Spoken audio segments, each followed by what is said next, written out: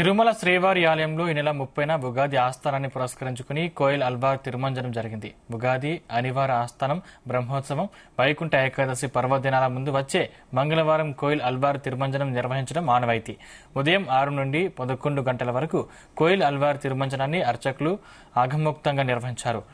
ఆనంద నిలయం మొదలుకొని బంగారు వాకిలి వరకు శ్రీవారి ఆలయం లోపల ఉపాలయాలు, ఆలయ ప్రాంగణం, పోటు, గోడలు, పైకప్పు, పూజా సామాగ్రి తదితర వస్తువులను నీటితో శుభ్రంగా కడిగారు. ఈ సమయంలో స్వామివారి మూల విరాట్ను వస్త్రంతో పూర్తిగా కప్పుతారు.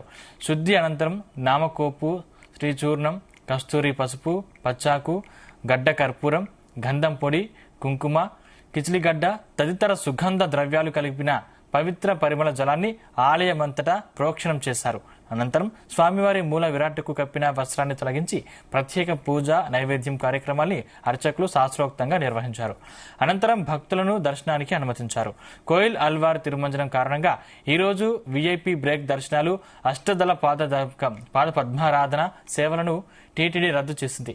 ఇవాల్టి ప్రోటోకాల్ ప్రముఖులకు మినహా వీఐపీ బ్రేక్ దర్శనాలకు సిఫార్సు లేఖలు స్వీకరించబడవని ముందుగా తెలియజేశారు.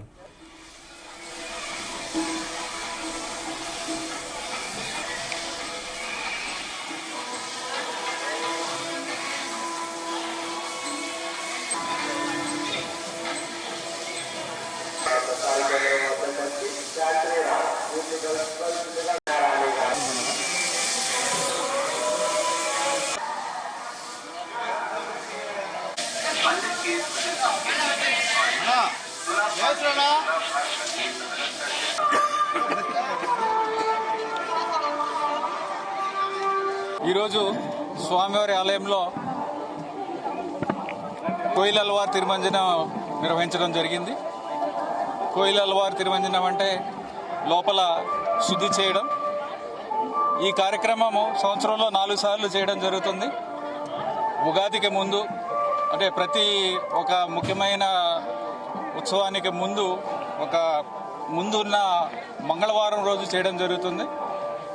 ఉగాదికి ముందు, తర్వాత బ్రహ్మోత్సవాల ముందు, వైకుంఠ ఏకాదశి ముందు, ఆదివార ఆస్థానం ముందు ఈ కార్యక్రమాన్ని నిర్వహించడం జరుగుతుంది.